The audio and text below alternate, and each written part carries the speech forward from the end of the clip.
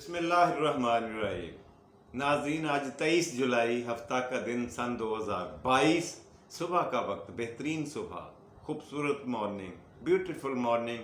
So good morning, صبح خیر and السلام علیکم ایوری بڈی. کیسے ہیں آپ سب لوگ؟ ٹھیک ہیں، خیریت سے ہیں؟ امید ہے تر و تازہ، خوش و خرم ہوں گے. جی ناظرین، ہمیشہ کی طرح حسب معمول صبح کے پروگرام میں ہمارا پہلا سیگمنٹ ہوا کرتا ہے تاریخ ہندوستان. مین سیگمنٹ ہمارا یہی ہے اور اس میں ہم اکبر بادشاہ کے 9 رتنوں کو ڈسکس کر رہے ہیں اور پہنچے ہوئے ہیں 5ویں رتن پر، جس کا نام ہے ٹوڈر مل، راجہ ٹوڈر مل. مذہب کے لحاظ سے ہندو تھا اور فرقے کے لحاظ سے کھشتری. میں نے آپ کو یہ ڈیٹیلز اس کی پچھلی قسط میں بتا چکا ہوں، پچھلے پروگرام میں کافی کچھ اس کے بارے میں بتا دیا ہے. اب اس سے آگے بات کریں گے. بات یہ ہے کہ کچھ جنگی مہمات پہ جانے کے بعد، کافی ساری جنگوں کو کور کرنے کے بعد اور ان کے نتائج دیکھنے کے بعد اکبر بادشاہ اس نتیجے پہ پہنچ چکا تھا کہ راجہ ٹوڈر مل جنگی مہمات پہ جانے کی، جنگیں لڑنے کی، حکمت عملی بنانے کی اور پھر اس کے مطابق اپنی فوج کو لڑانے کی بہترین صلاحیتیں رکھتا ہے، اور اس کا تجربہ بھی اسے ہو گیا کافی. اب اگلے جو اس کے 15-20 سال تھے اس کی زندگی کے، ٹوڈر مل کے، وہ بادشاہ سلامت کے حکم کے مطابق، ان کی خواہش مرضی اور منشا کے مطابق اس کو جنگوں میں ہی گزارنے پڑے، اور تقریباً 1 درجن کے قریب جنگی مہمات پہ اس کو روانہ کیا گیا، بھیجا گیا، اور یہ ایک سے اوپر ایک فتح سمیٹ کر شہنشاہ اعظم کے سامنے، مغل اعظم، بادشاہ معظم کے سامنے، ذل سبحانی کے سامنے میز پر لا کر ڈھیر کرنے کا قائل عادی ہو گیا. اب ہوا کیا کہ اکبر بادشاہ نے لاہور میں اپنی بہت بڑی فوجی چھاؤنی بنائی، اور وہاں پہ ڈیرے لگانے کے بعد اس کا مقصد صرف ایک تھا یا 2 کہہ لیں، کشمیر کی فتح اور کوستان کی فتح. اب ان دونوں جنگوں کے لیے، دونوں مہمات کے لیے، دونوں ایڈونچرز کے لیے راجہ ٹوڈر مل سے بہتر آدمی بادشاہ اکبر، جلال الدین محمد اکبر کو نظر نہیں آ رہا تھا. اپنے پورے کیبنٹ میں، پوری بادشاہت میں، سارے وزیروں، سفیروں، مشیروں کے درمیان ایک شخصیت ایسی تھی جس کے اوپر اسے پورا بھروسہ تھا کہ یہ بندہ اپنی فوج کو بہتر طریقے سے، اپنا زیادہ فوجی، جانی اور مالی نقصان کروائے بغیر ان دونوں مہمات کو سر کر سکتا ہے. تو اسی طرح سے اس نے سب سے پہلے لاہور میں بیٹھ کر چھاؤنی سے پہلے کشمیر کی طرف بھیجا، کشمیر کو فتح کرنے میں، کیونکہ وہاں چھوٹی چھوٹی بہت ساری حکومتیں تھیں. وہاں ان سب کو کلیئرنس ملنے کے بعد جب یہ واپس آنا چاہ رہے تھے تو ان کو حکم ملا فوج سمیت راجہ ٹوڈر مل کو کہ اب آپ نے درہ خیبر کا رخ کرنا ہے. یہ پشاور کے ساتھ، جسے کوستان کہا جاتا ہے، وہاں پہ یوسف زئی قبائل کئی سالوں سے اپنا دھندا چمکائے ہوئے تھے، اور وہاں سے بادشاہ سلامت ان کے ہاتھوں انتہائی تنگ تھے، ناراض تھے، پریشان تھے کہ ان کے ساتھ کیسے نمٹا جائے. اور اسی دھینگا مشتی میں، اسی لڑائی میں وہ اپنا بہت پیارا رتن بیربل گنوا چکے تھے، اور ان کو رات کو نیند بھی نہیں آ رہی تھی اکبر بادشاہ کو کہ کب، کیسے، کیوں کر جلدی سے جلدی کوئی ایسا مشن بنے، کوئی ایسا حملہ ہو، کوئی ایسی جنگی حکمت عملی ہو کہ وہاں پہ ان قبائل کا صفایا کر کے کم از کم اپنے دوست کا، بیربل کا بدلہ لیا جائے. ایسا ہوا جی. راجہ ٹوڈر مل سے کہا گیا کہ اب آپ نے کوستان جانا ہے، کوستانی جو مہم ہے اس کو فتح کرنا ہے. اس علاقے کو، جہاں پشاور سے آگے جا کے جہاں درہ خیبر آتا ہے، افغانستان کی سائیڈ پہ اور پاکستان کی سائیڈ پہ سارا علاقہ جو ہے، یہ یہاں پہ یوسف زئی قبائل تھے، اور ان کو کلیئر کروانے کے لیے راجہ ٹوڈر مل کی ڈیوٹی لگی. اور یہ اسی فوج کے ساتھ، اسی بریگیڈ کے ساتھ کہاں گیا؟ کوستانی یوسف زئی قبائل کے پاس. یوسف کوستانی مہم، یہ تھا جی اس کا نام. یہاں پہ یہ جگہ پہ اس کو بھیجا گیا. اچھا اس کے بعد کیا ہوا؟ اس کے بعد یہ ہوا، یہ بھی اس نے کامیابی سے فتح کر لیا. اسے ٹوڈر مل نے صفائی کر دی وہاں سے قبائل کی، اور کچھ نے صلح کر لی، کئی نے بیعت کر لی، کئیوں نے ان کو اخراج دینے کا وعدہ معاہدہ کر لیا، کئیوں کے ساتھ وعدہ وعید ہوئے، اور یوں کلیئرنس ہو گئی اس علاقے میں. اس کے بعد اکبر بادشاہ کی جو سوچ تھی نا، وہ پہلے تو یہ تھی کہ میں سارے متحدہ ہندوستان پر حکومت کروں، کیونکہ آج تک ان سے پہلے پورے ہندوستان پر کسی بادشاہ نے حکومت نہیں کری تھی. آدھا ہندوستانی حصے میں آتا تھا، باقی کا سارا آزاد ہوا کرتا تھا. وہاں مملکتیں، ریاستیں بنی ہوئی ہوا کرتی تھی، مختلف ملک، راجہ اور مہاراجہ بیٹھے ہوئے ہوتے تھے، اور ان میں اکثریت ہندو راجپوتوں کی تھی. اکبر بادشاہ نے اس بات کو کور کرنے کے لیے دین الہی کا فرمان جاری کیا، اور اس کے نتیجے میں کافی خاطر خواہ کہا جا سکتا ہے کہ اس کو سیاسی طور پر فائدہ ہوا. گو کہ دینی لحاظ سے اس نے زیادتی کی، مگر سیاسی لحاظ سے بہت سارے جو مملکتیں، ملک جو ہندو راجپوتوں کے زیر انتظام تھے، بہت سارے ملکوں نے ہندوستان کی دلی کی اطاعت قبول کر لی. ہندوستان کو فتح کرنے کے بعد اکبر بادشاہ کے ذہن میں ایک سوچ تھی، ایک خیال تھا کہ میں ہندوستان کے بعد مڈل ایسٹ کی طرف جاؤں گا. پلان کر رہا تھا کہ میں عرب ملکوں کو بھی فتح کروں گا. اسی نیت سے کہا جاتا ہے، تاریخ دان کہتے ہیں کہ اسی نیت سے اس نے لاہور میں چھاؤنی بنوائی کہ یہاں سے کشمیر اور خیبر کے بعد وہ مڈل ایسٹ کی طرف جائے گا. مشرق وسطیٰ میں جتنی چھوٹی مملکتیں، ریاستیں ہیں، ان کو سر کرے گا، ان کو اپنے زیر نگوں کرے گا، ان کو ہندوستان میں شامل کرے گا. یہ تھی اس کی حکمت عملی. ہندوستان کو اس نے کافی حد تک دین الہی رائج کر کے سر کر لیا تھا. بہت کم لوگ رہ گئے تھے ایسے، بہت کم جگہیں، لیکن ان کا وجود پھر بھی رہا. بہت سارے راجاؤں، مہاراجاؤں نے اس کے باوجود، دین الہی کے باوجود اس کی اطاعت نہیں کی، تخت دلی کو اپنا سربراہ نہیں مانا. اور ان میں جو سر فہرست تھا وہ تھا بنگالہ. بہت بڑا ایک ملک تھا، ایریا تھا. یہاں سے میں آپ کو لکھ کے دکھا دیتا ہوں. بنگالہ یہ ایریا تھا، یہ جگہ تھا، یہ مقام تھا جس نے ابھی تک اطاعت نہیں کی تھی، تخت دلی کو اپنا سربراہ نہیں مانا تھا. اب راجہ ٹوڈر مل کی باری آ گئی کہ اب آپ نے بنگالہ کو فتح کرنا ہے. اب وہاں سے خیبر سے چل کر یہ بنگالہ پہنچے جو ہندوستان کے دوسرے کنارے پر تھا، اور لاہور مغرب کی طرف اور بنگالہ مشرق کی طرف. بہرحال حکم بادشاہی تھا، بادشاہ سلامت ذل سبحانی کا حکم تھا، وہ روانہ ہوا. ٹوڈر مل نے اس پہ عمل کیا اور جا کر یہ علاقہ بنگالہ کو فتح کر دیا. اس کے بعد اس کو حکم ملا کہ جی آپ نے بدوائی بنگالہ کی فتح کرنی ہے. بنگالہ کے ساتھ ایک اور مملکت، ریاست تھی، اس کا نام تھا بدوائی بنگالہ. بدوائی بنگالہ. اب یہ جو نسبتاً چھوٹی ریاست تھی بنگالہ سے، یہ نظر آ رہا ہے آپ کو یا یہاں رکھ دیتا ہوں، چلو دیکھ لیں. بدوائی بنگالہ کو فتح کریں.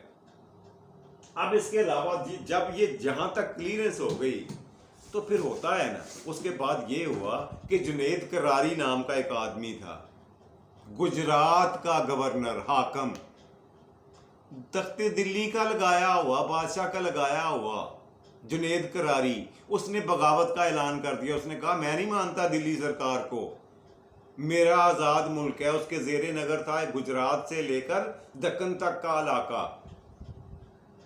جنید کراری، اس نے بغاوت کا اعلان کیا. اب بادشاہ سلامت کو، کیونکہ وہاں پہ بدوائی کے مقام پر ہندوستانی فوج موجود تھی اور اس کو گائیڈ کر رہا تھا، وہ زیر کمان تھا کس کے؟ راجہ ٹوڈر مل کے، جس کی ہم بات کر رہے ہیں. وہاں سے اس کو اب بغاوت کچلنے کا حکم ملا کہ اب آپ جنید کراری، یہ میں نام آپ کو لکھ کے دکھا دیتا ہوں اگر آپ کو سمجھنے میں سننے میں سمجھ نہ آ رہی ہو، تو یہ نام تھا اس بندے کا جو گجرات کا حاکم تھا، جنید کراری.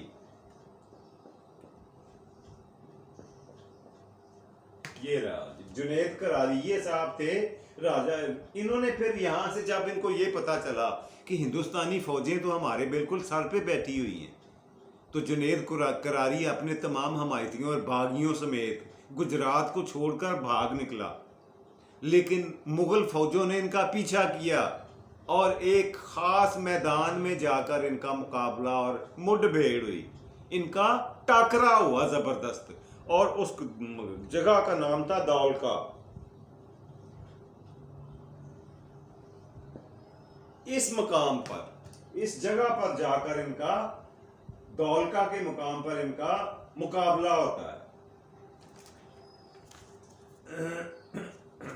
یہاں پہ جا کر ان کا مقابلہ ہوا اور کہا جاتا ہے کہ مغل فوجوں نے ان کا قلعہ کما کر دیا، باغیوں کا جنہوں نے بغاوت میں حصہ لیا تھا. لیکن جنید کراری پھر بچ گیا. کیسے بچ گیا؟ کہ وہاں سے بھاگنے میں، فرار ہونے میں کامیاب ہو گیا. موقع جنگ سے، میدان جنگ سے بھاگ گیا، فائدہ اٹھا کر لڑائی کا وہاں سے بھاگ گیا اور دکن کی طرف چلا گیا. بعد میں اس نے معافی تلافی کے پیغامات بھیجے اکبر بادشاہ کو، اور دوبارہ سے گجرات کی گورنری یا حاکمیت اس نے حاصل کر لی. اور یوں وہاں سے جب اس کو کہا گیا، اب کئی سال ہو چکے تھے ٹوڈر مل کو اپنی فوج کے ساتھ ٹریول کرتے ہوئے، کشمیر سے خیبر کوستان، وہاں سے بدوائی اور اب گجرات.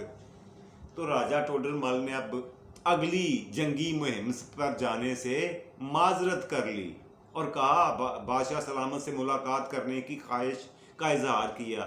بادشاہ سلامت کے ساتھ جب اس کی ملاقات ہوئی تو اس نے کہا، راجہ سلطان ذل سبحانی، بادشاہ سلامت، شہنشاہ سبحان وقت، گزارش اتنی ہے کہ اب میں زندگی کے اس حصے میں داخل ہو گیا ہوں جب میں جنگوں اور لمبے لمبے سفروں کی کوفت کو برداشت نہیں کر سکتا. میرا جسم اب برداشت نہیں کرتا، اس میں اتنی سکت نہیں رہی، اور میرا دل اور دماغ نسبتاً کمزور ہو گئے. اس لیے میری خدمات کو، میری سروسز کے رخ کو، میری کیٹیگری کو چینج کیا جائے. بادشاہ سلامت نے اس کی بات کو غور سے، فکر سے اور ہمدردانہ طریقے سے سنا، اور اس کی پیار اور محبت کی وجہ سے، اس کے ساتھ خاص شفقت کی وجہ سے، تعلق کی وجہ سے بادشاہ سلامت نے، اکبر نے اس کی درخواست قبول کر لی اور اب اس کو جنگوں میں بھیجنا بند کر دیا. اور ان سے دوسرے کام، اب دیگر کام کون سے تھے جو راجہ ٹوڈر مل سے کروائے گئے؟ ان سے یہ کہا گیا کہ آپ نے اپنی علمی صلاحیتوں کو بروئے کار لانا ہے. اب جنگی صلاحیتوں سے آپ نے ریٹائرمنٹ لے لی ہے، میں نے دے دی ہے، لیکن علمی سطح کو ریٹائرمنٹ نہیں ہوا کرتی. آپ نے دوسرے جونیئر وزراء، سفیروں، مشیروں کو ٹریننگ دینی ہے، تعلیم تربیت دینی ہے. انہوں نے یہ بھی قبول کر لیا. اس کے علاوہ آپ نے دفتری خط و کتابت کی اصلاح کرنی ہے، اس لیے کہ دفتر میں جتنے لوگ بیٹھے ہوئے تھے ان کی مادری زبان ہوا کرتی تھی سنسکرت، اور جو کچھ دوسرے علاقوں سے، دیگر علاقوں سے آئے ہوئے خط ہوتے تھے یا لوگ ہوا کرتے تھے، ان کی زبان ہوا کرتی تھی یا پشتو یا پھر فارسی. اب یہ اتنی کھچڑی پک گئی کہ کوئی ترتیب نہیں تھی دفاتر میں، دفتروں میں، آفیسز میں، سرکاری آفیسز میں. فائلوں کی، لیٹرز کی، خطوط کی، عرضیوں کی اور ان کے جواب کی کوئی ترتیب نہیں تھی، کوئی ان کا پرسان حال نہیں تھا کہ کس چیز کو کس جگہ پہ کیسے اور کیوں کر رکھنا ہے اور اس کا جواب کیسے اور کس زبان میں دینا ہے. اس کام کا بیڑا اٹھانا پڑا راجہ ٹوڈر مل کو، اور اس نے اپنے کام کا آغاز کیا. اور اس نے سب سے پہلے سرکاری دفاتر کا ہیڈز جو ہوتے ہیں ان کا اجلاس بلوا کر ان کو بتایا کہ آپ نے فائلوں کو کیسے ترتیب دینی ہے. کس ترتیب کے ساتھ آپ نے اپنا دفتر کا ریکارڈ رکھنا ہے اور اسے ضائع ہونے سے بچانا ہے. کہا جاتا ہے کہ دفاتر میں جب پتہ کرتے تھے 2 سال سے پرانا خط ملا ہی نہیں کرتا تھا. یا تو گم ہو گیا یا پھٹ گیا یا فائل ضائع ہو گئی. لیکن یہ بادشاہ سلامت کے لیے قابل قبول نہیں تھا. راجہ ٹوڈر مل کی یہ ڈیوٹی لگی کہ آپ نے آفیسز کے خط و کتابت کو، کمیونیکیشن سسٹم کو سٹیم لائن کرنا ہے. کر دیا جی انہوں نے، پوری انہوں نے ہمت کی. جا کر ایک کر کے، ایک دفتر کا دورہ کر کے، ایک وزارت کا دورہ کر کے، لمبی میٹنگز کر کے سب کو سمجھایا. پہلے تربیت کے لیے ایک سٹاف مقرر کیا. پھر جو ریکارڈ کیپرز جو آفیسز کے تھے ان سب کی میٹنگز ہوا کرتی باقاعدگی کے ساتھ اس عملے کے ساتھ جو راجہ ٹوڈر مل کا ٹرین کیا ہوا تھا.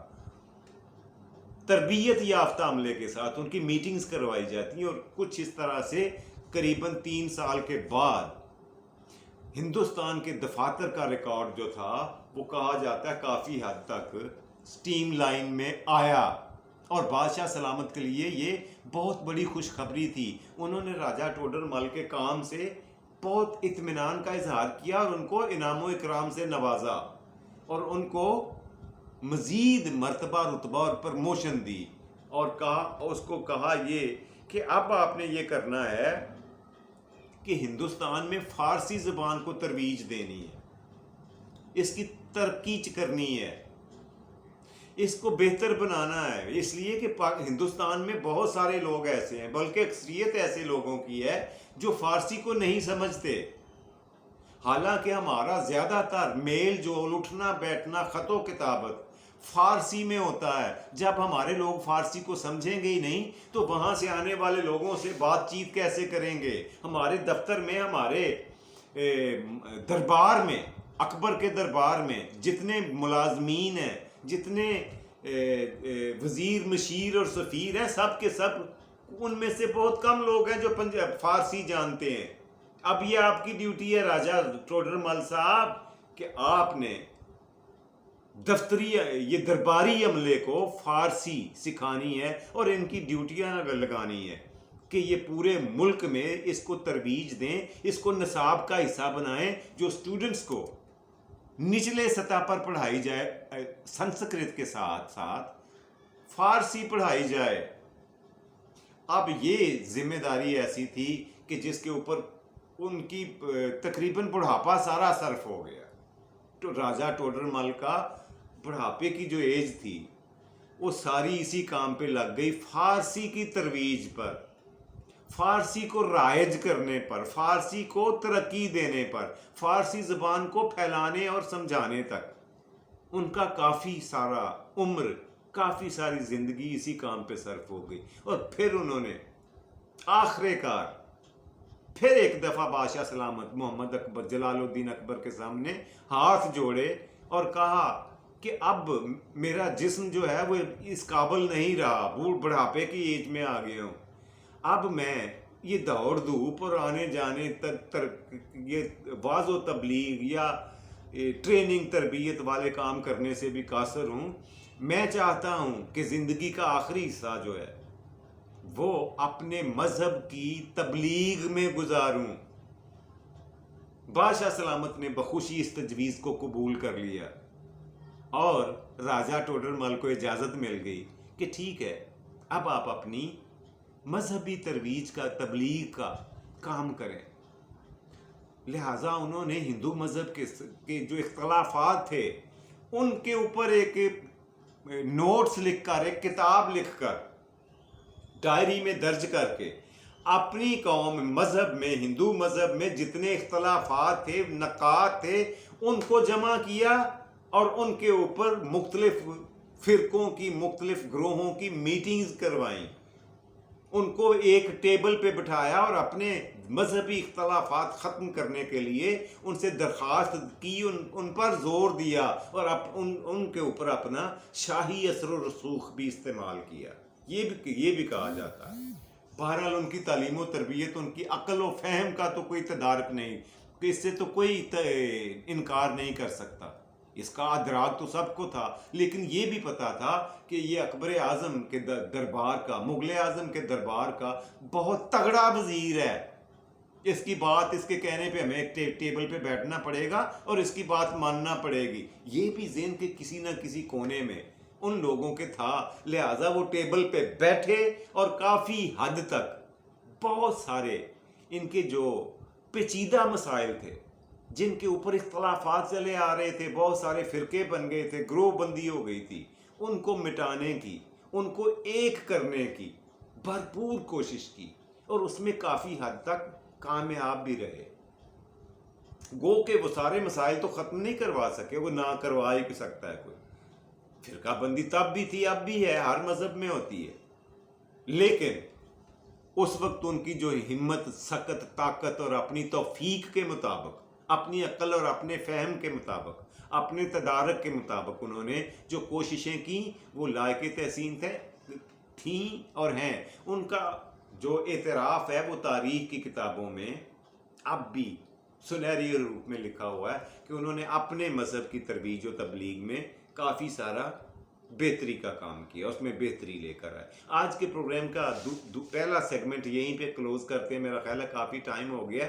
कल इंशाल्लाह मैं इसकी ज़िंदगी के आखिरी अयाम और इसकी वफ़ात के बारे में बताऊंगा कि इसकी राजा टोडरमल, पाँचवां रतन, अकबर आज़म, मुगल आज़म जलालुद्दीन मोहम्मद अकबर का पाँचवां रतन, 9 में से 5वें रतन को डिस्कस कर रहे हैं हम लोग, जिसका नाम राजा टोडरमल है। पहले सेगमेंट को यहीं पे क्लोज करते हैं, बढ़ते हैं प्रोग्राम के दूसरे सेगमेंट की तरफ, और वो होता है, आपको पता है, रोजाना की तरह आज का लफ्ज। जी, आज का लफ्ज मैं आपको बताने जा रहा हूं, वो बड़ा मजे का है। अच्छा, ये एक संस्कृत का लफ्ज है जिसे हम पंजाबी में और उर्दू में भी लिखते हैं। जी, क्या लिखा है मैंने? लारे लगाना। क्या मतलब होता है इसका? टाइम पास करना, टाल मटोल करना, किसी को खसका देना, हीले बहाने करना, लारे लगाना, यही होता है ना इसका मतलब। अब मैं आपको बताऊंगा कि ये लफ्ज किस ज़बान का है, कैसे बना और इसकी असलियत क्या है। ये ला अलहदा है और रे अलहदा है, ये दो अल्फाज हैं, ला रे, दोनों अल्फाज संस्कृत के हैं, ला और रे। ला का मतलब ले आओ, ले आओ, और रे अच्छा, ये रे जो है ना, रे का लफ्ज आपने अब भी सुना होगा कि हिंदुस्तान में और पाकिस्तान में भी कुछ लोग बात बात के साथ क्या कर रहा है रे, क्या कह रहा है रे, क्या खा रहा है रे। ये रे वो है जो वो आप एज ए क्या कहा जाए इसे, कि मामूल का हिस्सा है गुफ्तगू का, मुंह पे चढ़ी हुई कोई बात जैसे होती है रे। हर बात में, हर लफ्ज पर, हर बात के आखिर में रे बोल देना, ये हिंदुस्तानी यानी हमारी संस्कृत में, हमारी उर्दू में ऐसा है। अब ला का मतलब है ले आओ, रे का मतलब वही जो मैंने आपको बताया, यानी एक तरीकाकार, एक बोल बुलाप, एक आदत बोलने की। अभी भी वो सही लफ्ज मेरे ज़हन में नहीं आ रहा जो इसके बारे में बोलना चाहिए, मैं आपको बताऊंगा। बारह ला और रे अलग अलग अल्फाज है, ये तो मैंने आपको बता दिया। तकिया कलाम आ गया जी लफ्ज वो मेरे ज़हन में। ये रे को आप तकिया कलाम कह सकते हैं, यानी जो बातचीत में लफ्ज बार बार बोला जाए उसे कहते हैं तकिया कलाम, ये वो चीज है। और ला का मतलब है ले आओ। कहते हैं हुआ ये होगा कि अब भी अगर दुकानों पे आप जाएं, वक्त काफी हो रहा है, मैं अपने प्रोग्राम को खत्म भी करना चाह रहा हूं, लेकिन मुख्तसर बता देता हूं। दुकानों पे जाएं ना, आप किसी से मिलने जाएं या किसी के, आमतौर पर दुकानों पे ज्यादा होता है, सबके साथ हुआ होगा, मेरे साथ भी हुआ है कि दुकानदार साहब जो है ना, वो किसी लड़के इसको, अपने शागिर्द को कहते हैं जा भा के चाय लेके आ, बोतल लेके आ, चौधरी साहब आए। और मिंट मारना, मिंट, अब ये कोड वर्ड होता है मिंट मारना। चौधरी साहब तो या मेहमान तो ये समझा है कि क्विकली लाने के लिए कह रहा है, मिनट मारो, लेकिन वो लड़का, वो शागिर्द, वो समझ गया है कि ये नहीं लानी है। वो साथ वाली दुकान पे जाके टेलीविजन देख रहा होता है, और फिर थोड़ी देर बाद फिर दुकानदार कहता है, अबे ला रे, लाया क्यों नहीं, ला रे। अब हुआ ये कि जो बंदा बैठा हुआ इंतजार कर रहा था ना चाय का, उसने कहा यार मैं चलता हूं, आपने तो मुझे लारे लगाया हुआ है, लारे पे लगाया हुआ है। कहा किस पे लगाया हुआ है, लारे पे। यहां से ये लफ्ज ला और रे इकट्ठा हुआ, और लारे लगाना हमारी उर्दू में, और अब तो खैर से पंजाबी में ज्यादा चलता है लारे लगाना। उम्मीद है आप समझे होंगे, आपको अच्छा लगा होगा, मुझे तो बहुत अच्छा लगा ये जानकर, ये सोचकर, ये देखकर। जी नाजरीन, तो प्रोग्राम का तीसरा आखिरी और मज़ेदार सेगमेंट, आज की बात। आज की बात आपसे ये कहना चाह रहा हूँ, टाइम काफ़ी हो गया है, मुख्तसर सी 2 लाइनें, कि ये जो ज़िंदगी होती है ना इंसानों की, मेरी, आपकी, हम सब की, ये कोई चाय की प्याली नहीं होती कि इसमें शक्कर का एक चम्मच डालेंगे तो इसका जायका मीठा हो जाएगा, इसकी तलखी दूर हो जाएगी, इसकी कड़वाहट निकल जाएगी। जिंदगी ऐसा नहीं है, जिंदगी ऐसी कोई चीज़ नहीं है, बल्कि जिंदगी को जीने के लिए तो उम्र के हर लम्हे को एक एक घूंट पीना पड़ता है, एक एक सांस लेना पड़ता है।